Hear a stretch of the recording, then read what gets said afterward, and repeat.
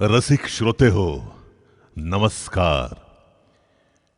हिंदू पदपादशहा छत्रपती शिवाजी महाराज, सार्वजनिक गणेशोत्सवाचे प्रणेते लोकमान्य बाळ गंगाधर टिळक यांना मानाचा मुजरा करून आपल्या सर्वांच्या सहकार्यानं आणि आशीर्वादानं यशस्वीरित्या सुवर्ण महोत्सवी म्हणजेच 50व्या वर्षात पदार्पण करणारं श्री दत्त गणेश कला क्रीडा सामाजिक व सांस्कृतिक मंडळ सांगरूळ आपल्या सर्वांचं सहर्ष स्वागत करीत आहे.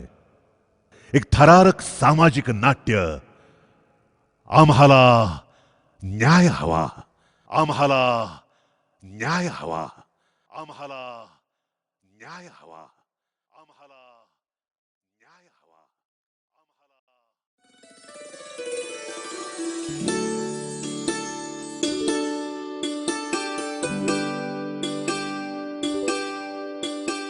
सीमा, ए सीमा. अरे आलात का तुम्ही? हो. आणि बघ मी काय काय आणलंय ते. बघू. Special birthday cake. हे हॅपी बर्थडेचं थर्माकोल लेटरिंग आणि आपल्या शुभ्राच्या वाढदिवसाला येणाऱ्या मुलांना रिटर्न गिफ्ट. हो हो हो, केवढं ते सामान. फारच धडाक्यात वाढदिवस साजरा करायचं ठरवलंय वाटतं तुमच्या लेकीचा. आणि काय ग, ती तुझी लेक नाही का? आहे ना, मी कुठं नाही म्हणाले. पण महेंद्र, एकाच मुलीवर थांबायचा निर्णय जेव्हा तुम्ही घेतलात तेव्हा तरी नाही म्हणाले होते का मी? चिडू बाई, चिडू नका. सीमा, तू मला शुभ्राच्या रूपानं गोड मुलगी भेट दिलीस. बागडत बागडत ती मोठी व्हायला लागली आणि आज आपण तिचा 6वा वाढदिवस साजरा करतोय. हो ना, खरंच कसे गेले नाही दिवस पटपट. बघता बघता ती 16 वर्षाची होईल, 18 वर्षाची होईल आणि आणि आणि काय? एक दिवस लग्न करून भुरकन निघून जाईल तिच्या सासरी. अहो काय बोलताय हे? आत्ताशी कुठे 6 वर्षाची आहे ती. एवढ्या नंतरच्या गोष्टी आत्ता कशाला बोलायच्या? खूप वेळ आहे अजून त्याला. आज तर तिचा फक्त 6वा वाढदिवस साजरा करतोय आपण. हो ग सीमा, मी कधी कधी भलत्या स्वप्नात हरवून जातो बघ. अनुभव, शुभ्रा कुठे आहे? असेल की बाहेर खेळत. थांबा बघते मी. शुभ्रा, ए शुभ्रा, शुभ्रा, शुभ्रा, शुभ्रा. अहो बघा ना जरा शुभ्रा कुठे आहे ती. तिला छान कपडे घालायचे, तिला नटवायचे, अजून किती तयारी व्हायची. शोधा बरं जरा तिला. सीमा, पलीकडच्या गलीत बघ. हा हा, अगं ती वाढदिवसाला बोलवायला गेली असेल आपल्या मैत्रिणींना. जरा बघा ना तुम्हीच. शुभ्रा,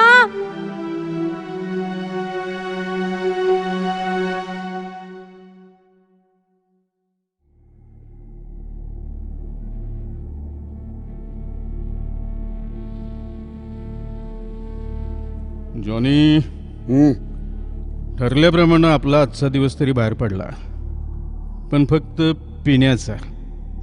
त्याच्यानंतरच्या प्रोग्रामचं काय रे? नाही, बहुतेक मला काय वाटतंय या प्रोग्राम मध्ये काही यश येईल असं वाटत नाही मला. यश येणार नाही? अपयश?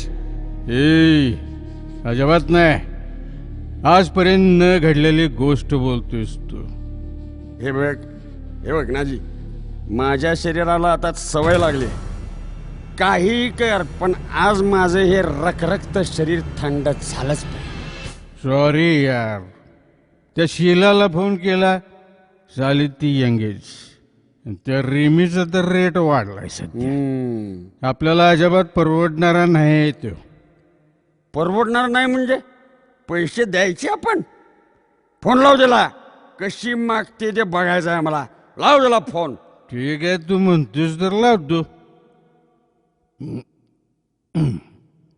हॅलो, कोण? रिमाज काय?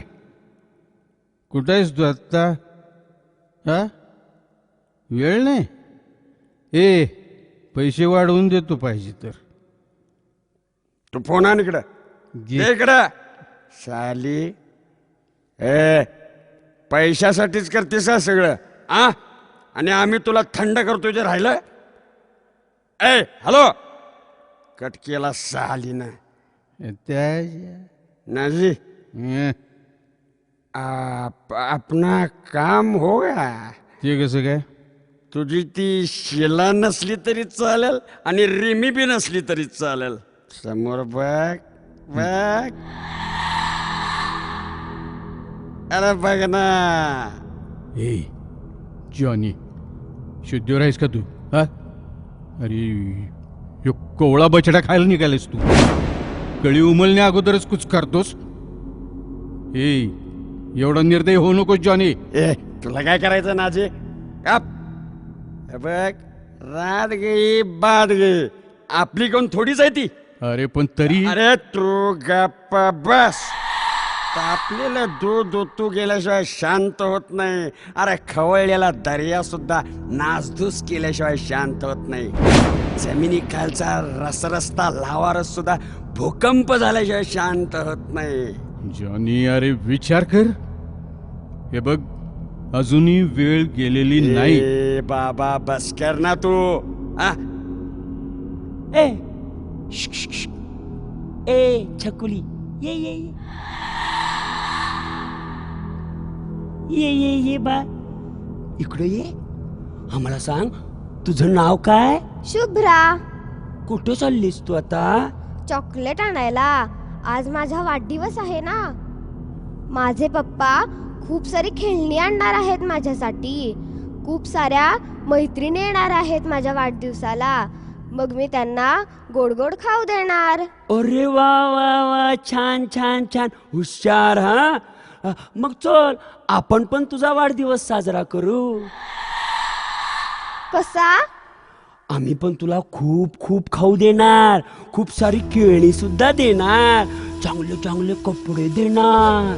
आय्या खरंच? काय मज्जा येईल. येणार की नाही? मग मज्जा तर आम्हाला सुद्धा येणार आहे. चला चला चला, तुला आधी चॉकलेट आणू आपण. पण काका, चॉकलेटचं दुकान तर तिकडं आहे ना. ते खूप लहान आहे बाळा. त्या दुकानात लहान लहान चॉकलेट आहेत. इकडं फार मोठं दुकान आहे आणि चॉकलेटही खूप मोठी आहेत, छान छान आहेत. पण काका, इकडं तर सारे शेतच आहे, दुकान नाहीये तिकडं. या शेताच्या पलीकडेच दुकान आहे, बघ तर खरं. नको मला चॉकलेट, मला भीती वाटतेय. पप्पा मम्मी मला शोधत असतील. घरी जाते मी. तुमचं चॉकलेट नको आहे मला. Mummy papa, mummy papa. ए ओरडू नकोस. तुझा वाढदिवस आम्ही साजरा करणार आहे. तुझा केक आम्हीच कापणार आहे.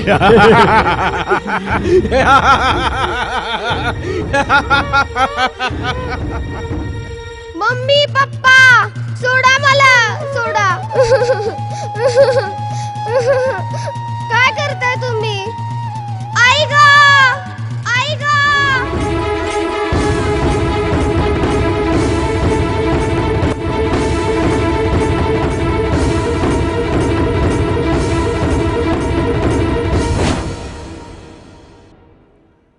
इकडं शुभ्राच्या घरी तिच्या बर्थडेची जोरदार तयारी चाललेली होती. तिच्या बर्थडेसाठी गल्लीतली मुलं जमायला लागलेली होती. महेंद्र आणि सीमा आपल्या लेकीला इकडं तिकडं शोधू लागले होते. आणि त्याच वेळी घराजवळच्याच शेतवडीत 2 लांडगे या कोवळ्या कळीचे लचके तोडत होते. तिचा कोवळा आक्रोश त्याने तिच्या तोंडात रुमालाचा बोळा घालून बंद केला होता. फुलासारख्या नाजूक शुभ्राच्या कोमल शरीरावर जॉन्या आणि नाझी तुटून पडले होते.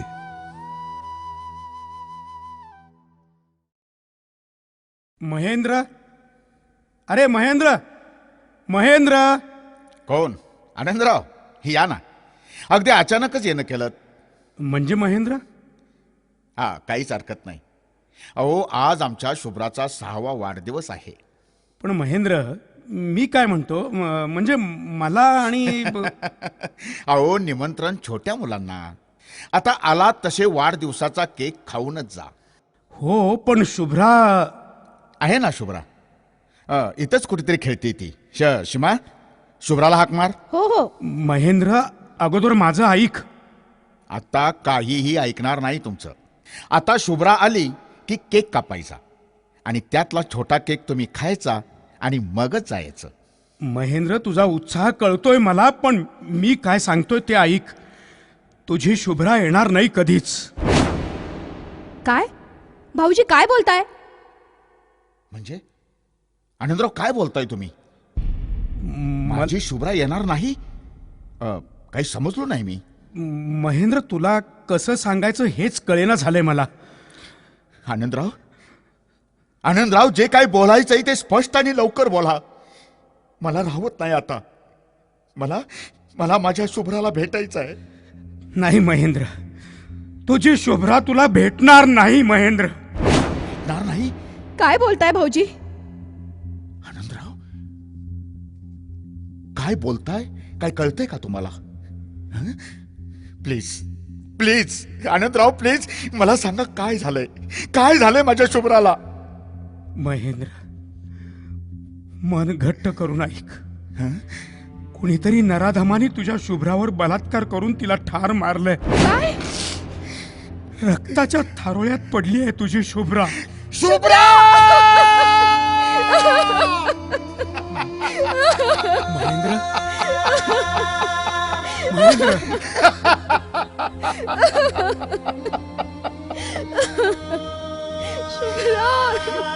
हे देवा, काय केलंस तू? हे शुभ्रा, अशी कशी माणसं जन्माला घातलीस तू? माझ्या अवघ्या 6 वर्षाच्या शुभ्राचं वय सुद्धा कळलं नाही. महेंद्र शांत हो. महेंद्र, वहिनी शांत व्हा. माझ्या फुलासारख्या पोरीचं लचकं तोडलं त्या राक्षसाने. आनंदराव, हे काय ऐकतोय मी? या माझ्या मुलीला जगाची ओळख होण्या अगोदरच उद्ध्वस्त केली या नवाधमानी. माझ्या या गोंडस पाखराला पंख फुटण्या अगोदरच मुंडक चाटलं या नालायकाने.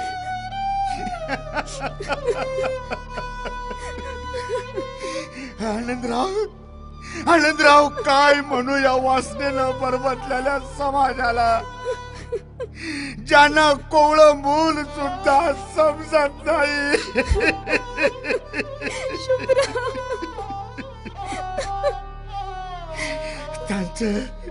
त्यांचं काळीच दगडाचं बनवलं या देवानं.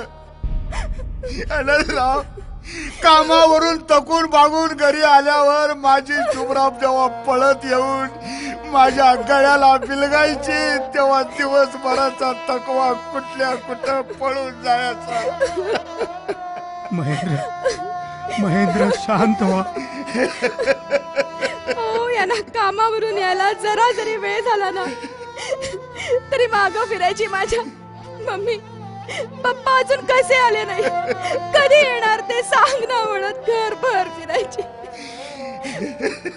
मोठी झाल्यावर मी डॉक्टर होणार म्हणायची. माझ्या निष्पाप मुलीचा बळी घेणाऱ्या त्या नराधमाना देवानं आजपर्यंत जिवंत तरी कसा ठेवला म्हणते मी. शिमा, अगं असं कसं दुःखाचं ताट वाढून ठेवलं आपल्या समोर. शुभ्राबद्दल काय काय स्वप्न बाळगली होती आपण उराची. त्या साऱ्या स्वप्नांचा पार चक्काचूर झाला. शिवा, चक्काचूर झाला. शुभ्रा, आपले सारे स्वप्न पायदळीत तुडवली गेली या नराधमाकडून. आपला लेकरू आता कधीच दिसणार नाही हो. शुभ्रा, एक वेळ ये. आमचं लेकरू परीसारखी अचानक कशी गायब झालीस तू शुभ्रा? महेंद्र, वहिनी शांत व्हा.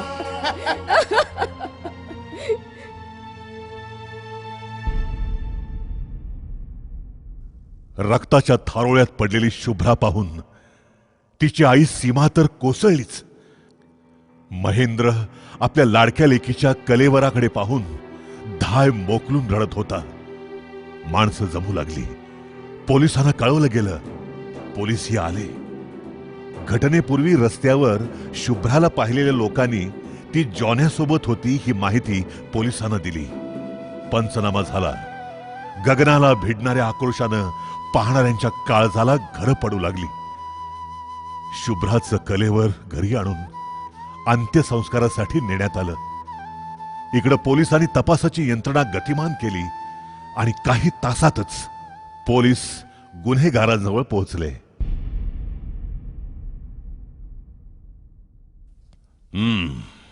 अण्साब, अण्साब, हरामखोर, लाज नाही वाटत? मारू नका साहेब, मारू नका. हा? लाज नाही वाटत? हा? हे असली कृत्य करताना मनाची नाही तर जनाची अहो नाही साहेब, अहो काय नाही, काय नाही, आम्ही काय नाही केलं साहेब. काय नाही केलं, काय नाही केलं. तुडवीन कचा कचा कचा कचा. फडव्यानो, माणूस केला काळीमा फाटणार कृत्य केलं तुम्ही. नाही हो साहेब, अहो साहेब नाही. हवालदार, बेड्या ठोकाय ना. पोलिसांचा महाप्रसाद देत थिंडे काढूया यांची. ठोका बेड्या. थांबा इन्स्पेक्टर, थांबा. अहो काय करताय हे? कोण कोण आहेस तू? अशाच प्रकारच्या अत्याचाराला बळी पडलेली मी, दिल्लीची निर्भया. काय? मीच कोपार्डीची अमृता सुद्धा, आणि मीच रिंकू पाटील, आणि मीच आत्ताची ही शुभ्रा. इन्स्पेक्टर साहेब, अहो नका बेड्या ठोकू यांना. म्हणजे तुम्ही यांना बेड्या ठोकून न्याल पोलीस स्टेशनमध्ये, मग पंचनामा होईल, मेडिकल रिपोर्ट्स येतील, मग तुम्ही चार्जशीट दाखल कराल, कोर्टात केस उभी राहील. पण हे सगळं तर करावंच लागतं निर्भया आम्हाला. होय, पण हे सगळं करेपर्यंत हे म्हातारे होतील. या नराधम गुन्हेगारांना तोपर्यंत आपल्या सरकारी खर्चानं पोसावं लागेल, आणि कदाचित एखादा हुशार वकील येईल आणि साक्षी पुराव्यांचे बुरुज फोडून यांना कायद्याच्या कचाट्यातून सोडवून नेईल. मग मी काय करावं असं तू म्हणतेस निर्भया? यासाठी तुम्हाला आपल्या पूर्वजांच्या इतिहासावरती नजर टाकावी लागेल, मग समजेल. काय? होय पूर्वजांच्या इतिहासावर? इन्स्पेक्टर, आपल्याच छत्रपती शिवरायांचा इतिहास. दारातील तुळस, गोठ्यातली गाय आणि घरातली माय सुरक्षित ठेवण्यासाठी स्वराज्य संस्थापक आपल्या छत्रपती शिवरायांनी अशा प्रकरणात काय केलं पहा. पहा इन्स्पेक्टर साहेब, अशीच ती घटना या कोल्हापूर भागातच निप्पाणीजवळ बेलवाडीत घडलेली. ती घटना समजून घेतली ना तर नक्की कळेल न्याय कसा करावा ते, न्याय कसा करावा ते, न्याय कसा करावा ते, न्याय कसा करावा ते.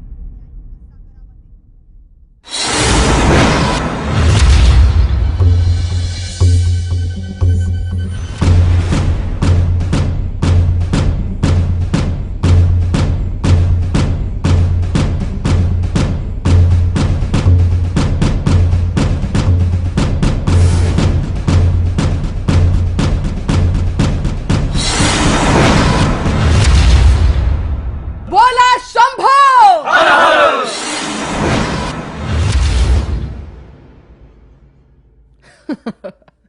वारे माझ्या बछड्यांनो, गेले 25 दिवस शिवाजीला भंडावून सोडले तुम्ही. राजा म्हणवतो ना तो स्वतःला. येईल आता आणखी काही दिवसात आमच्या समोर नाक घासत. सावित्री अक्का, एक बोलू काय म्या? बोल नारायणा. आमच्या सैनिकांची कर्तबगारी पाहून आज आम्ही खुश आहोत. आता काय हवं आहे ते सांग. सावित्री अक्का, मला एवढंच सांगायचं, स्वतःच्या ताकदीचा एवढा बी गर्व बरा नव. नारायणा, अक्का, आज राग येईल तुम्हाला माझ्या बोलण्याचा, पर उद्या तुम्हाला पटल बघा ते. तुमचा तो उद्या आम्ही आजच आमच्या मुठीत बांधलाय. शिवाजी एवढा तकलादू राजा वाटतो काय तुम्हाला? मराठा मुलूक देव मानतोय त्याला. सावित्री अक्का, ज्यानं दिल्लीपती औरंगजेबाची नींद हराम केली तो शिवाजी आहे. तोच शिवाजी आज आमच्या समोर लाचार आहे. गेल्या 25 दिवसात आमच्याशी झुंज देताना आमच्या गढीचा 1% काढता आला नाही त्याला. अक्का त्याला बी काय तर कारण असल. शिवाजी स्वतःहून आमच्या वाटेला गेला नाही. आपण कुरापत काढली त्याची. पुरी दक्षिण जिंकून ते रायगडाला परत चालला होता आणि वाटत त्याला गाठून आपण त्यांच्या गाड्यांचं बैल पळवून आणलं. हे बरं नव्हं अक्का. युद्धात बरं आणि खरं असं काही नसतं नारायणा. इथं जो जेता तोच नेता असतो. शिवाजी काल कोण होता याच्याशी आमचा मतलब नाही. आम्ही फक्त जाणतो आत्ताचा क्षण आणि तो आम्ही जिंकलाय. लक्षात ठेवा, झुंज देणं हीच वीरांची प्रतिष्ठा आहे. दाखवून देऊ आम्ही अखिल हिंदुस्थानास. बेलवडीची सावित्रीबाई देसाई सुद्धा इतिहास निर्माण करू शकते. जशी तुमची मर्जी. इथं माझीच मर्जी आहे. बोला शंभो, बोला शंभो.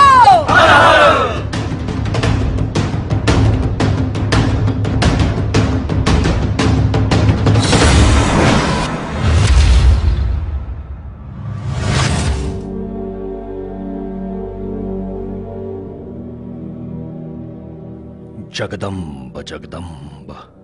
महाराज, ऐसे चिंताग्रस्त राहू नये. निघेल काही तोडगा यातून. तोडगा? रघुनाथ पंत, आम्ही तोडगा शोधतो आहोत असं का वाटतं आपल्याला? तसं समजत असाल तर पंत, या युद्धाची तोड पहिल्या दिवसापासूनच आमच्या हाती होती. आम्ही ठरवलं असतं तर ही बेलवडीची गढी जाता जाता उद्ध्वस्त केली असती. पंत, राजांचा हुकूम होता आम्हाला. समोर लढणारी बाई हाय, तिच्यावर शस्त्र चालवलं तर मराठ्यांनी नारीचं राज्य उद्ध्वस्त केलं. यो कलंक लागल कपाळावर. होय हंबीरराव, रात्रंदिन हीच चिंता सलते आम्हाला. अवघ्या कावेरी पट्टम ते वृद्धाचलम पर्यंतचा बेलाग दक्षिण जिंकणारी आमची ही सेना, ही बेलवडीची गढी तिच्यासमोर काय कौतुकाची. हा आमचा येसाजी कंक. कुतुबशहाच्या आखाड्यात आमच्या शब्दाखातर हत्तीला चितपट केला यानं. या सावित्रीबाई देसाईच्या संपूर्ण फौजेपुढं आमचा हा एकटा मावळा देखील पुरेसा आहे. मग राजे, हा विलंब कशासाठी? गेले 25 दिवस आपली फौज लढतीये. अद्याप यश पदरी पडत नाही. दक्षिणेशी मिळालेली दौलत या युद्धावरच ओळवून टाकायची की काय आपण? पंत, ऐसे खचून जाऊ नये. आम्ही आता वेगळा विचार करतो आहोत. ऐसे समजा की सावित्रीबाईंना आम्ही 25 दिवसाची संधी दिली. आता या उपर नाही. कुरापत त्यांनी काढलीये, त्याची शिक्षा त्यांना भोगावी लागेल. म्हणजे महाराज, आपण हल्ला करायचा? हंबीरराव, आपण आमचे जाणते सेनापती. युद्धामाजी भावनांची गल्लत करू नये हे आपणासही उमगावया हवे. समोर स्त्री आहे म्हणून शस्त्र न चालवावे तर महाभारतातल्या भीष्मासारखी गत होईल आमची. इथेच शरपंजरी पडावे लागेल आम्हाला. महाराज, हे करताना आपणास किती यातना होत आहेत जाणतो आम्ही. रघुनाथ पंत, त्या वेदनांची पत्रासही आम्ही ठेवत नाही. जखमांची आभूषणं मिरवायची हौस असते मराठ्याला. वाईट एवढंच की या जखमा आपल्याच लोकांनी दिल्या. अफजल खानाच्या फौजेतून आमच्यावर चालून आलेले आमचे चुलते मंबाजी राजे भोसले, खानाला जाऊन मिळालेला आमचाच सवंगडी खंडोजी खोपडा, आमच्यावर शस्त्र उगारणारे सुप्याचे मोहिते मामा यांनी तरी वेगळं काय केलं पंत? जगदंब जगदंब. पंत, भाऊबंदकीचा शाप आहे या मराठी रक्ताला, अगदी महाभारत काळापासून. सखोजीराव. जी राजे. जैसे जे असेल तैसे स्वीकारावे. भाडी कलंक लागतो म्हणून विस्तव शेल्यात बांधू नये. उद्ध्वस्त करा ही बेलवडीची गडी आणि आपले चोरीस गेलेले सर्व सामान हिसकावून घ्या. जी राजे, असंच करतो. ए चला रे. जगदंब जगदंब.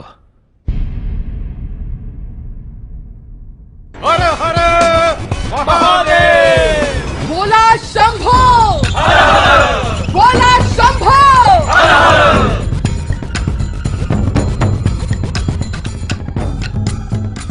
ए सावित्रीबाई, लय वाघिणीचं टेंबा नका मिरवो. गवा दात पडतील ते कळायचं बी नाही. अरे जा, वाघिणीच्या दाताला हात घालायला काळीच बी तेवढ्या तोला मोलाचं असावं लागतं. दुसऱ्याचं मोल हुडकाया, स्वतःच तोल सोडू नका. उघड्याने आमच्या राजांचा चोरलेला ऐवज परत कर. सावित्री मिळवते ते मनगटाच्या बळावर. गेले 25 दिवस आमच्याशी लढून तुमची मनगट शिणली असतील तर काकडाचा आहेर पाठवू का आम्ही त्या मनगटांसाठी? असं मग सावित्रीबाई, आता बघच तू मावळच्या मनगटातली राख. हर हर शंभो, हर हर.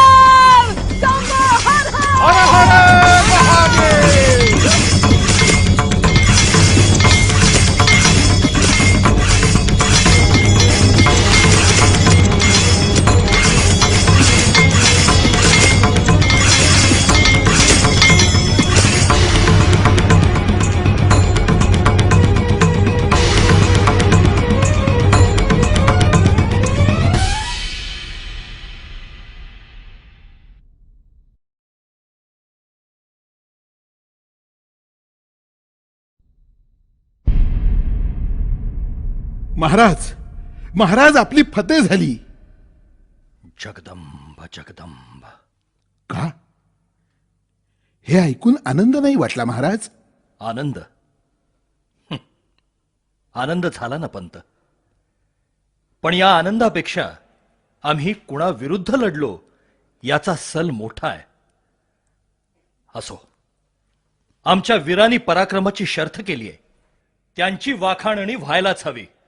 मुजरा महाराज. या हंबीरराव या. भले शाबास, मावळ मुलखाचं नाव राखलत. महाराज, आता पुढची मोहीम सुकर व्हावी.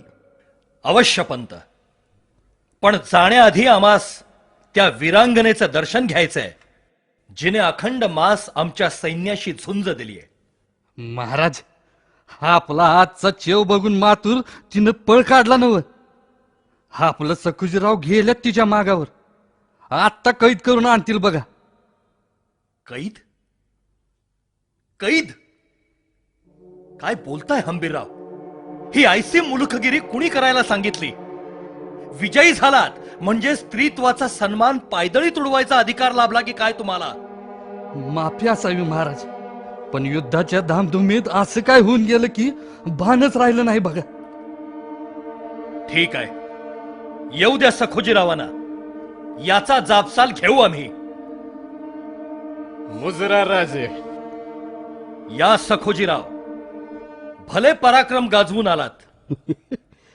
राजे, बयांनी सुटली होती हातून, म्हणून मागावर जाऊन घेऊन यावं लागले. सखोजीराव जी. यापुढे अदब सोडू नये. आज मराठी राज्यासाठी आपण भीम पराक्रम गाजवलात. जे गेल्या 25 दिवसात साध्य झालं नाही ते पळभरात मिळवलत, म्हणून ही कसूर माफ करू आम्ही. सावित्री अक्का, आम्हास जैशा आऊसाहेब तैशा आपण. आपणाकडून बदामल झाला म्हणून आम्हास लढावे लागले आपल्याशी. तरीही आपल्या पायाशी आम्ही नम्र आहोत. आईच्या मायेनं. आई, कशाला त्या पवित्र शब्दाचा अपमान करतो आहेस? युद्धात विजय मिळवलेले उन्मादी राजे तुम्ही. आपल्या मदमस्त मुखात ही नम्र भाषा शोभत नाही. सावित्री अक्का, विजयी वीर झाला तरी त्याला शिंग फुटत नाहीत. तो माणूसच राहतो. आम्हीही आमचं माणूसपण सोडलेलं नाही. माणूसपण? माणूसपणाची व्याख्या ही तुम्हीच ठरवावी. सगळे नीती नियम विजेत्यांना अनुकूल असतात. पराजितांच्या बायकांना बटीक बनवणं ही देखील नीतीच ठरते. अशा वेळी ही सावित्रीबाई तुझ्या समोर बटीक बनून उभी आहे राजा. तू ही मनसोक्त भोग घे तिचा.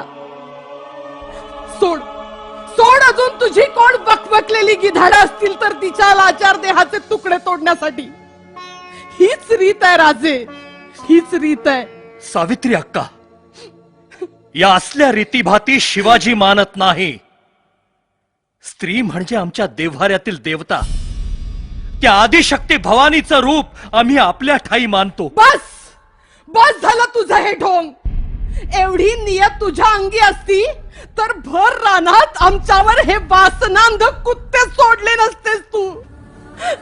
वासनांध कुत्ते? वासनांध कुत्ते म्हणजे सावित्री अक्का, काय झालंय?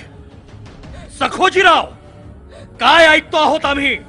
राजे ते म्हणजे सखोजीराव, तुम्ही या देवींवर बलात्कार केलाय. बलात्कार केलाय तुझ्या या चांडाळ शिपायानं. जगदंब जगदंब, भर रानात अब्रू लुटली माझी. बोल बोल राजा, कुठे गेलीये तुझी ती नीतिमत्ता? आता कुठे गेली आहे? आऊ साहेब, भवानी आई, हे काय घडलं? सखोजीराव, सखोजीराव, तू हे नीच कर्म करावस. काय वाटलं तुला? महिनोन महिने झुंजणाऱ्या या वाघिणीची तू शिकार केलीस म्हणून तिची अशी विटंबना करण्याचा अधिकार तुला मिळाला. सखोजीराव, हरामखोर. महाराज, सावित्रीबाई तैशी आपली शत्रूच आहे. त्यांच्या कुकर्माची सजा. कुकर्म? पंत, प्रत्येक जण आपलं सत्व जपत असतो. या स्वत्वासाठीच लढत असतो. इथं जिंकणारे सिकंदर ठरले म्हणून हरणाऱ्याचं मोल कमी होत नाही.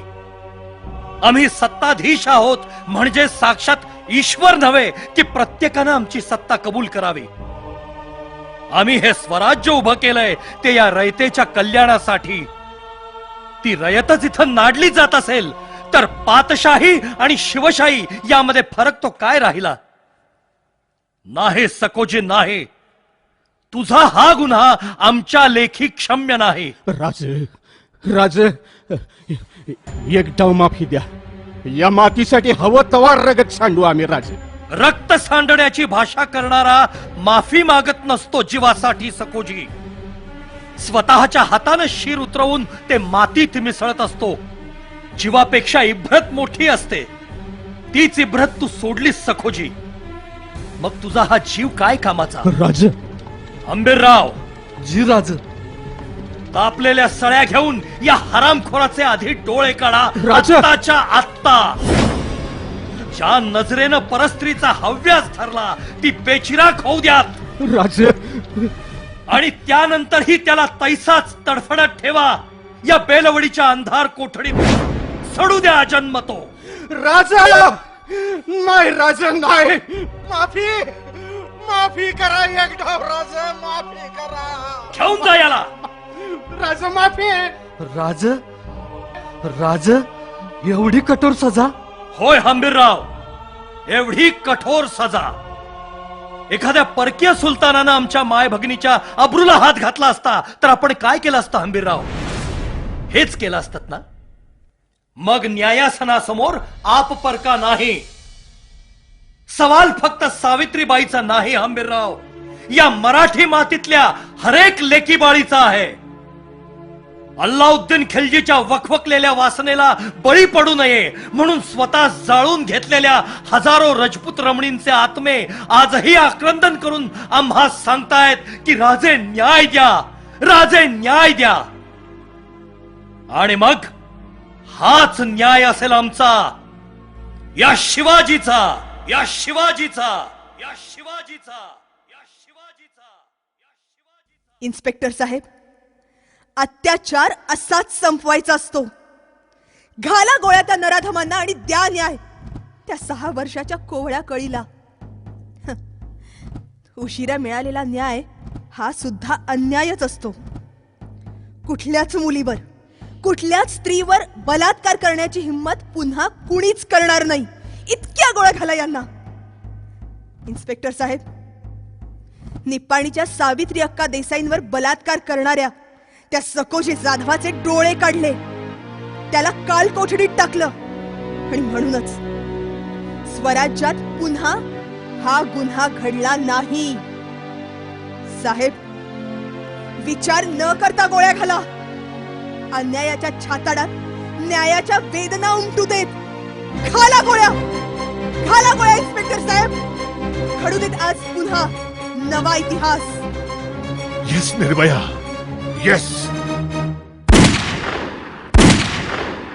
येस. पाहिलं मंडळी, छत्रपती शिवरायांनी आपल्या सैन्यातल्या सकोची जाधवांना कशी तातडीनं शिक्षा दिली. ती अंगणातली तुळस, गोठ्यातली गाय आणि घरातली माय सुरक्षित राहावी याकरता शिवरायांना फक्त 2च वेळा जबरी शिक्षा कराव्या लागल्या. आणि या तीव्र शिक्षांमुळेच स्वराज्यामध्ये पुन्हा स्त्री देहाची विटंबना करणारे लांछनास्पद गुन्हे कधीच घडले नाहीत. धन्यवाद.